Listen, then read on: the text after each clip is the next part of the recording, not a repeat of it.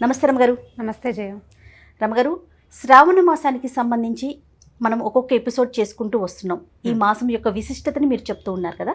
అయితే వరలక్ష్మి వ్రతం, శుక్రవారం రోజు వరలక్ష్మి వ్రతానికి ప్రత్యేకమైన స్థానం ఉంది. ఆ రోజు పాటించాల్సిన నియమ నిబంధనలు, వరలక్ష్మి వ్రతం యొక్క ప్రాముఖ్యత ఒక్కసారి డిస్కస్ చేద్దామండి. తప్పకుండా జయ. ప్రతి సంవత్సరం చేసుకునేదే, కానీ ప్రతి ఏడాది కొత్తగానే ఉంటుంది. అవునండి. పౌర్ణమికి ముందు వచ్చే శుక్రవారం ఇది ప్రత్యేకంగా చెప్పబడింది. మామూలుగా పౌర్ణమి చాలా విశిష్టమైనది. దాని ముందుండే 2 వారాలు చాలా ప్రత్యేకమైనవిగా, అంటే శుక్లపక్షం చాలా ప్రత్యేకమైంది. పౌర్ణమి తర్వాత అమావాస్యకి ముందు వచ్చే పక్షానికి అంత పెద్ద ప్రాముఖ్యత సాధారణంగా కనపడదు. మనకి వసంత నవరాత్రులు, శరన్నవరాత్రులు అవన్నీ కూడా పౌర్ణమికి ముందుండే 10 రోజులే ప్రత్యేకంగా. ఇవి కాకుండా ఇంకో 2 నవరాత్రులను కూడా చేస్తాం. మాఘ నవరాత్రులు, వైశాఖ నవరాత్రులు కూడా ఇవి పౌర్ణమికి ముందు రోజులు. ఆ క్రమంలో భాగంగానే ఈ వ్రతాన్ని కూడా పౌర్ణమి ముందు వచ్చే 2వ శుక్రవారాన్ని ఈ వ్రతంగా చేసుకుంటాం. వరలక్ష్మి వ్రతం ఇదేంటంటే స్త్రీలకి సౌభాగ్యదాయకమని, తర్వాత ధనధాన్య సమృద్ధి లభిస్తుందని ప్రత్యేకంగా. అంటే మామూలుగా లక్ష్మీ అవతారాల్లో మనకి అష్టలక్ష్ములలో వరలక్ష్మి లేదు. వరలక్ష్మీదేవి అష్టలక్ష్మిలో భాగం కాదు. కానీ అమ్మవారు అనుజ్ఞ ఇవ్వడం వల్ల వరలక్ష్మి, అంటే వరాలు ఇచ్చే తల్లిని ఇవాళ పూజించడం ఒక విధానంగా మొదలుపెట్టారు. అన్ని వ్రతాలకి కథలు చెప్పుకున్నట్టుగానే ఈ వ్రతానికి కూడా ఒక కథ చెప్పబడుతుంది. అది స్కాంద పురాణాంతర్గతమైన కథ అని చెప్పుకుంటూ ఉంటాం అన్నమాట. ఒకసారి పూజా విధానం మాట్లాడుకున్న తర్వాత కథలోకి వెళ్దాం రమ్మగారు. శ్రావణ మాసం మొదలు పెట్టడానికి ముందే అందరూ బూజులు దులుపుకుంటారు, ఇల్లు తుడుచుకుంటారు. శ్రావణ మాసం అంతా కూడా ఇంటి శుభ్రతకి చాలా ప్రాధాన్యత ఇవ్వాలి. వాకిళ్ళు శుభ్రంగా ఉంచటం, నిత్యము గడపకి పసుపు రాసి బొట్టు పెట్టి కొంచెం వాకిట్లో గుమ్మంలో ముగ్గు వేయటం, ముగ్గు వేసుకోవటం, మామిడి మండలు అవి తోరణాలు కట్టుకుని పువ్వుల తోరణాలు, స్త్రీలు తొందరగా స్నానం చేయటం, ఉదయమే నిద్ర లేవటం, సూర్యోదయాత్ పూర్వం కాకపోయినా కనీసం సూర్యోదయానికి ఇంట్లో పక్కలు అవి ఉండకూడదు. నిద్ర లేవగానే ముందు పక్కలు దుప్పట్లు మడిచిపెట్టేసుకోవాలి. అది కోరుకుంటుంది అమ్మవారు. ఆ రకమైన శుభ్రతే లక్ష్మీదేవికి ఇష్టం. అవును. ఇంట్లోకి తెల్లవారేసరికల్లా మొత్తం ఇల్లంతా వెలుగుగా ఉండాలి. అంటే సూర్యోదయపు ఎండ వెలుగు ఇంట్లోకి రావాలి. ముందే లేవాలి, తలుపులన్నీ తెరిచుంచాలి, అందరూ ముందే లేవాలి, స్నానాలు చేసేయటం, ఇల్లు శుభ్రంగా ఉంచుకోవటం, పడుకున్న వాళ్ళు ఉండకూడదు పూజ చేసే టైంలో. అయితే అమ్మవారికి 5 రకాల నైవేద్యాలు పెట్టడం కొన్ని ఇళ్లలో ఆచారంగా ఉంటుంది. అమ్మవారిని అలంకరించుకోవటం. ఇప్పుడు అలంకారం అంటే ఒక్కొక్కళ్ళు ఒక్కొక్క విధానంగా చేస్తారు. కలశం పెట్టుకుని ఒక చిన్న ప్రతిమని కలశంతో పాటుగా ఆరాధించడం ఒక పద్ధతి అయితే, ముఖాకృతిని పెట్టి అమ్మవారి ఆకారాన్ని తయారు చేసుకునే విధానం ఒకటి. ఇప్పుడు ఫ్యాన్సీగా కంటే అత్తవారిళ్లలో ఏ విధానం ఉందో ఆ విధానాన్ని పాటించటమే పద్ధతి. అవును. ఇది అత్తారిళ్లలో చేసుకునేదే. మన అత్తవారింట్లో లేదా మనం ఏటా ఎలా చేసుకుంటున్నామో అట్లా ప్రతిమగాను చేసుకోవచ్చు, కలశ రూపంలోనూ చేసుకోవచ్చు. బంగారం పెట్టి పూజ చేయటం కూడా ఈ విధానం నడుస్తుంది. అంటే ఇంట్లో ఉన్న బంగారం మొత్తం కూడా మనం ఎక్కడైతే అలంకరణ చేస్తామో అక్కడ అమ్మవారికి అలంకరించి పూజ చేసుకుంటాం. బంగారానికంటే కొత్తగా ఒక బంగారు వస్తువు కానీ ఒక రూపు కానీ కొని ఆ వస్తువుకి ఆ రూపుకి లక్ష్మీ అంశగా భావించి పూజించడం ఒక పద్ధతి. అయితే అమ్మవారి అలంకరణ చేసుకోవటం చక్కగా ఒక ప్రత్యేకమైన పీట, సాధారణంగా రోజు పూజ చేసుకునే చోటే కాకుండా అక్కడే ఇంకొక పీట, తర్వాత చక్కగా పసుపు బొట్టుతో అలంకారం చేయటం, ముగ్గు వేయటం, కలశ స్థాపన చేసుకోవటం, అమ్మవారిని స్థాపించి తర్వాత చకచకా వంట చేసుకోవటం. ఈ 5 రకాల పదార్థాలు అంటే సాధారణంగా చేసేది ఏంటంటే పాయసము, పులిహోర, గారెలు, బూరెలు. 5వ వస్తువుగా అప్పాలు చేస్తారు, లేకపోతే పొంగు బూరెలు చేస్తారు. అది కాకపోతే దధ్యోజనం లాంటిది ఏదైనా అట్లాంటిదైనా చేస్తారు. ఇలా ఒక 5 పదార్థాలు చేయటం. బూరెలు వాయనం ఇవ్వటం, 16 బూరెలు వాయనం ఇవ్వటం ఒక పద్ధతిగా చేస్తూ ఉంటారు. చాలా మంది ఇళ్లలో 16 బూరెలు వాయనమే, 2 16లు 32 ఇచ్చేవాళ్ళు కూడా కనిపిస్తారు. అవునండి. 32 బూరెలు ఇస్తారు వాయనంగా. ఒక ముత్తైదుకి వాయనం ఇవ్వాలి అన్నమాట. అమ్మవారికి ప్రత్యేకించి ఏదైనా ఆహార పదార్థం చేయాలి, నైవేద్యం చేయాలి, అలా ఏమన్నా ఉందా రమ్మగారు? బూరెలే ప్రత్యేకమైన నైవేద్యం. లక్ష్మీదేవికి శనగపప్పు ఇష్టం అని చెప్తారు. అందుకని నార్త్ ఇండియాలో చాలా చోట్ల అయితే ఈ రోజున మైసూర్ పాక్ చేస్తారు. శనగపిండి ఆమెకి ఇష్టం. శనగని ఇప్పుడు శుక్రవారం నాడు ఏదైనా వస్తువు చేసుకోదలుచుకున్న శనగపిండితోటి కనుక వస్తువు చేసి పెడితే అమ్మవారికి మంచిదని చెప్తారు. బూరెలు ప్రత్యేకంగా లక్ష్మీదేవికి ఇష్టమైన వస్తువుగా చెప్పబడుతుంది. మైసూర్ పాక్ కూడా చేసుకోవచ్చు. వాయనం ఇవ్వడానికి మైసూర్ పాకులు పనికిరావు. నూనెలో వేసిన పదార్థం. ఇప్పుడు పూర్ణం ఎలా చేస్తాం మనము? ఒక పదార్థము, దానిపైన ఒక తోపు, దాన్ని వేయిస్తాం కదా, ఆ పదార్థం నూనెలో వేసిన పదార్థమే ఆమెకి ప్రీతిని అదే ఇస్తారు. ఇవి 4-5 వస్తువులు తయారు చేసుకోవడం, పూజకి కూర్చోవడం. ఈ అమ్మవారి వరలక్ష్మి పూజలో తోర పూజ చాలా ముఖ్యమైనది. మామూలుగా షోడశోపచారాలతో పూజ చేయటం, తర్వాత తోర పూజ. తోరాలు ఏంటంటే 9 దారాలు 9 ముళ్ళు వేసి తోరాలు తయారు చేసుకోవాలి. అమ్మవారికి ఒకటి, పూజ చేసే వ్యక్తి స్త్రీమూర్తికి ఒకటి. ఇంట్లో ఆడపిల్లలు ఉంటే అమ్మాయిలు, పెళ్ళైన అమ్మాయిల్లో కోడళ్ళు ఉన్నా వాళ్ళకి ఒక్కొక్కటి మనుషులు అంకెలు పెంచుతామన్నమాట. ఈ తోరాలన్నీ లైన్గా పెట్టి అందులో గ్రంథి పూజ అని ఒక ప్రత్యేకమైన విధానం చెప్పబడుతుంది. అమ్మవారి నామంతో ప్రథమ గ్రంథి, ద్వితీయ గ్రంథి, తృతీయ గ్రంథి, ఒక్కొక్క గ్రంథికి పూజ. అంటే మూడి గ్రంథి అంటే మూడి. ఈ 9 మూడులకి పూజ చేస్తాం అనమాట. మానవ శరీరంలో ఉన్న నవనాడులే ఈ 9 ముళ్ళు. ఇలా నాడీ పూజ అనమాట. నవనాడులు అని చెప్తాము.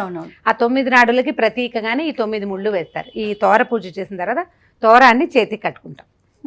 పూజ అయిన తర్వాత అమ్మవారి తోరాన్ని ఆమెకు సమర్పించి మన తోరాన్ని మనం చేతికి కట్టుకున్నాక అప్పుడు అక్షతలు చేతితో తీసుకుని అప్పుడు మనం వరలక్ష్మి వ్రత కథ వింటాం. ఇది ఎప్పుడు జరుగుతుంది? తోర పూజ అయ్యాక ఈ నైవేద్యాలు అవి పూజ అంతా అయిపోతుంది. అష్టోత్తరం చేస్తాము, పూజ అయిపోతుంది.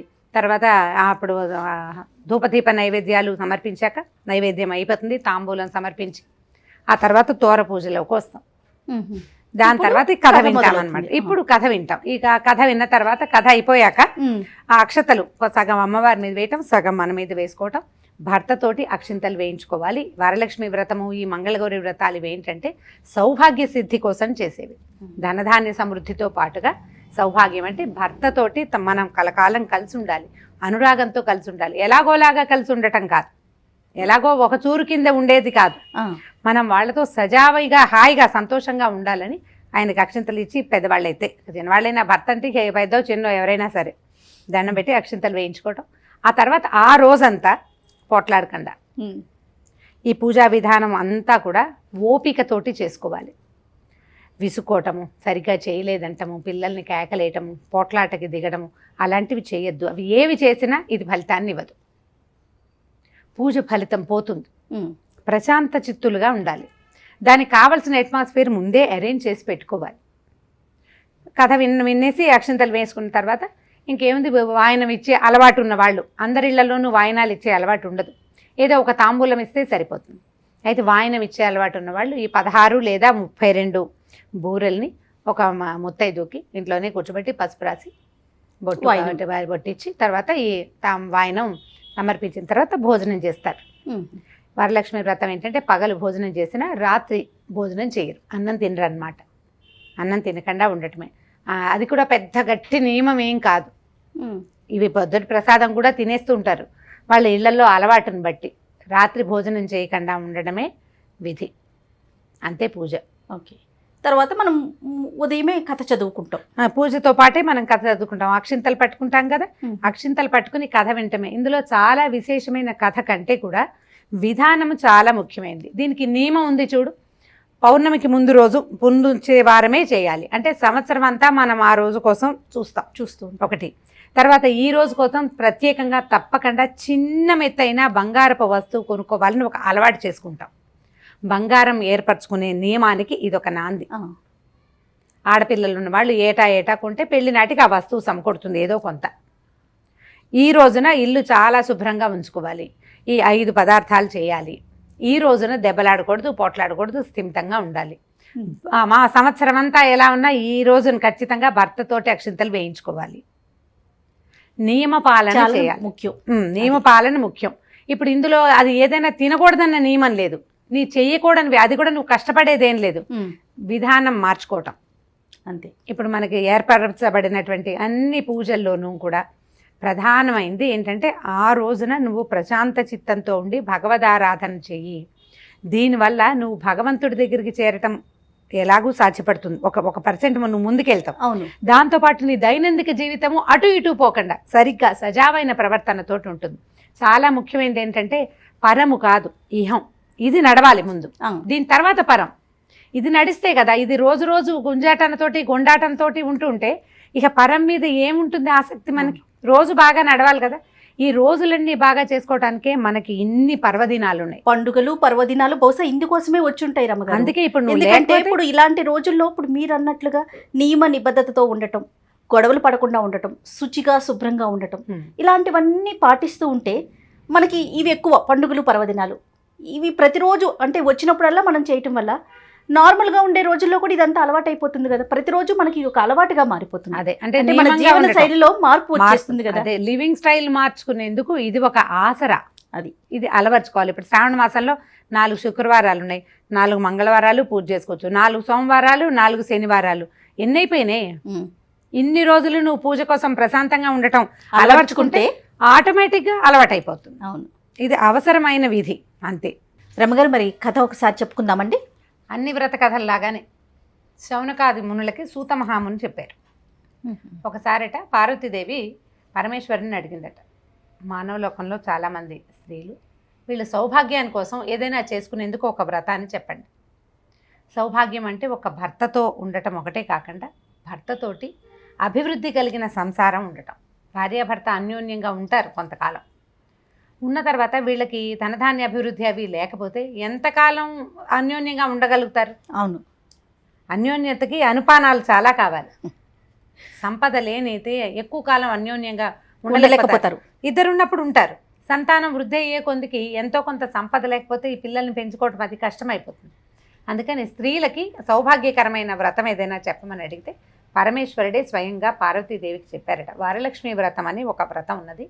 అది శ్రావణ మాసంలో ఇలా పౌర్ణమికి ముందొచ్చే శుక్రవారం అంటే శ్రావణ మాసంలో 2వ శుక్రవారం, పౌర్ణమికి ముందొచ్చే శుక్రవారం చేసుకుంటే చాలా సౌభాగ్యవృద్ధికరం అవుతుంది అని చెప్పారు. చెప్తే అప్పుడు ఆవిడ అడిగిందట, ఎవరు చేశారు ఈ వ్రతాన్ని అంటే, చాలా కాలం క్రితమట విష్ణుకుండినం అని ఒక నగరం ఉండేది. ఆ విష్ణుకుండిన నగరంలో చారుమతీదేవి అని ఒక ఆవిడ ఉండేది.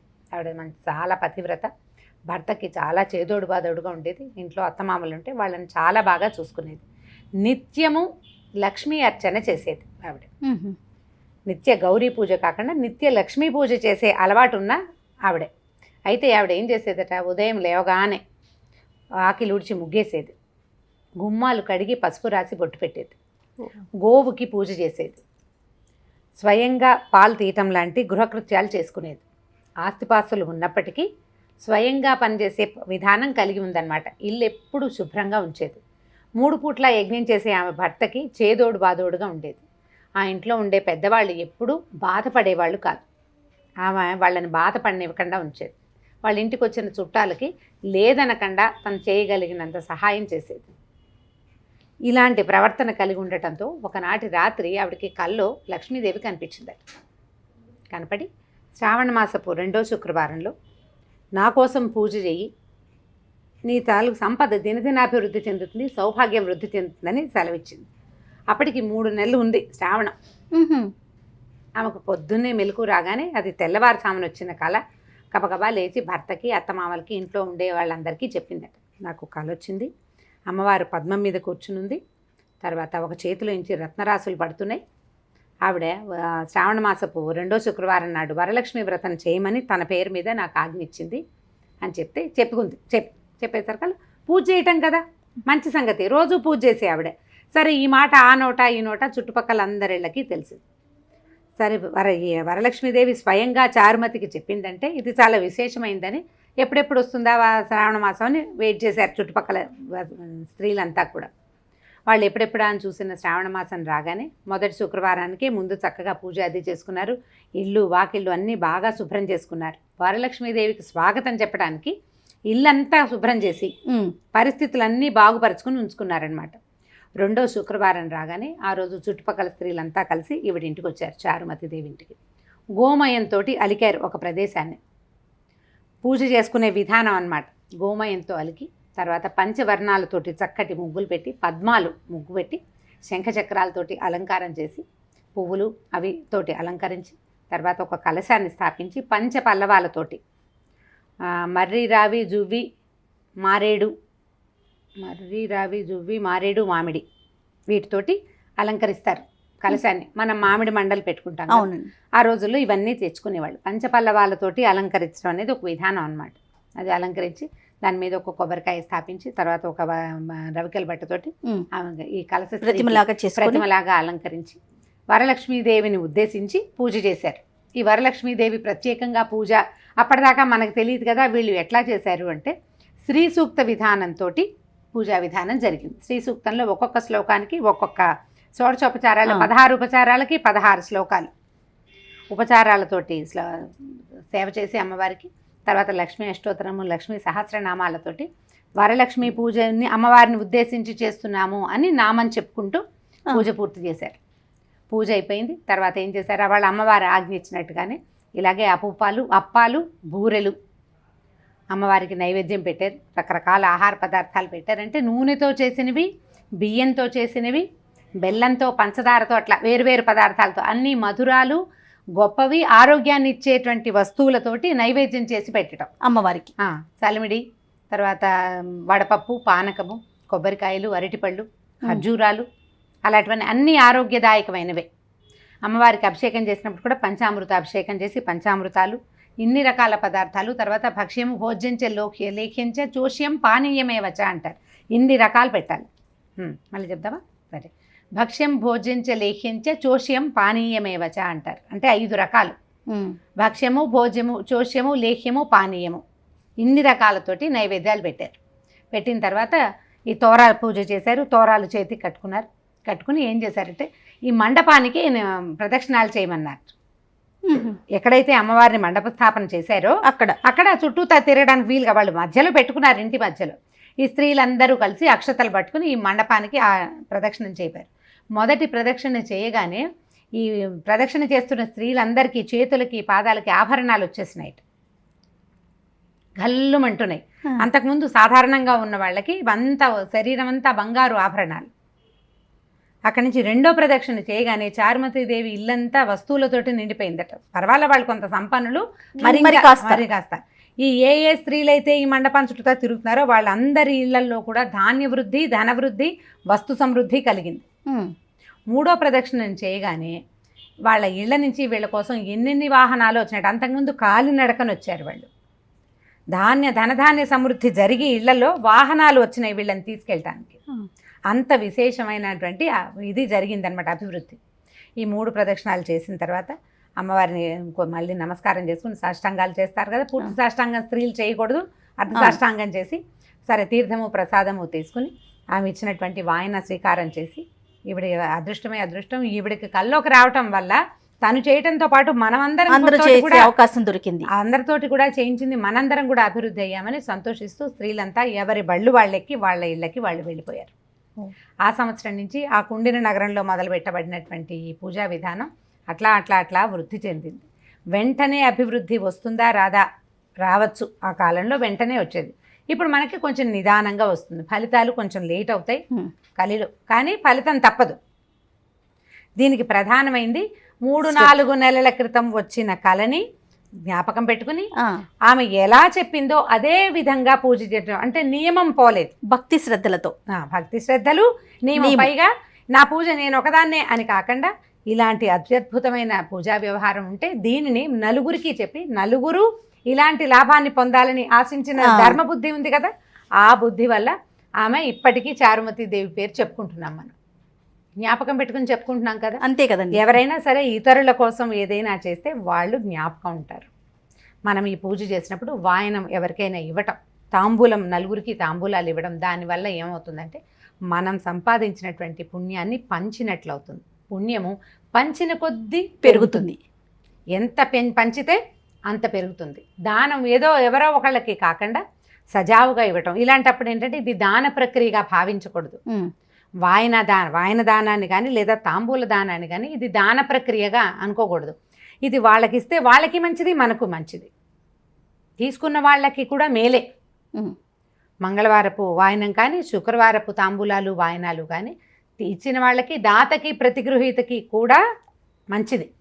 కాబట్టి ఎవరైనా తాంబూలం ఇస్తామంటే పసుపు కోసం పిలిస్తే కనుక ఖచ్చితంగా వెళ్ళాలి. ఆ రావణులైనా నడిచైనా వెళ్ళి తెచ్చుకోవాలంట. తాంబూలం తీసుకోవడానికి రండి అని కానీ ఉండమా బొట్టు పెడతాను ఉండండి అంటే వెళ్ళిపోకూడదు. తప్పకుండా తీసుకోవాలి. అది తీసుకోవటం వల్ల వాళ్ళకి ఎంత లాభం, ఇవ్వడం వల్ల వాళ్ళకి ఎంత లాభమో తీసుకోవటం వల్ల కూడా అంతే లాభం ఉంటుంది. ఇవి పురాతన కాలం నుంచి నమ్మబడుతున్నవి. దీంట్లో నష్టం లేదు, లాభం ఉండటానికి అవకాశం ఉంది. కాబట్టి ఇలాంటి ప్రక్రియని వదిలిపెట్టేయకుండా ముందుకు ఈ రోజుల్లో ఎవరు చేస్తున్నారు? ఈ కాలంలో కూడా ఇవన్నీ లాంటివి అనుకోవద్దు. ఈ కాలమైనా ఆ కాలమైనా మనం గాలి ఎప్పుడు తీసుకుంటున్నాం. గాలి లేకుండా ఈ కాలంలో కూడా గాలి ఏమిటంటే అని మానేస్తాం, మానేయట్లేదు, శుభ్రంగా గాలి తీసుకుంటూనే ఉన్నాం ఇన్వాలంటరీగా. అంతే కదా. ఇవి కూడా ఇన్వాలంటరీగానే చేసేయాలి, మానేయకుండా. మన ఇంట్లో పద్ధతి ఉన్నా లేకపోయినా పూజలు చేసుకోలేకపోతాం అనుకో, తాంబూలం ఇవ్వడానికి ఏముంది, అంతే కదా. ఎవరికైనా కాదు రమ్మగారు, మన సంస్కృతి సాంప్రదాయాలు ముందు తరాలకి వెళ్ళాలంటే మనం చెయ్యాలి. రేపొద్దున మన పిల్లలు చేస్తారు, వాళ్ళు చేస్తే వాళ్ళ పిల్లలు చేస్తారు, అలాగే కదా మన సంప్రదాయం ముందుకు వెళ్తుంది. మన తాత అమ్మమ్మ మానేస్తే మనకు వచ్చేవి కాదు కదా, తెలిసేదే కాదు కదా. అదే కాబట్టి తప్పకుండా వరలక్ష్మి వ్రతం చేసుకోండి, స్థిమితంగా పూజ చేసుకోవటము, శ్రద్ధాభక్తులతోటి ఈ రోజుని ప్రశాంతంగా ముందుకు తీసుకెళ్ళండి. తప్పకుండా అండి. నమస్తే రమ్మగారు. నమస్తే జయ.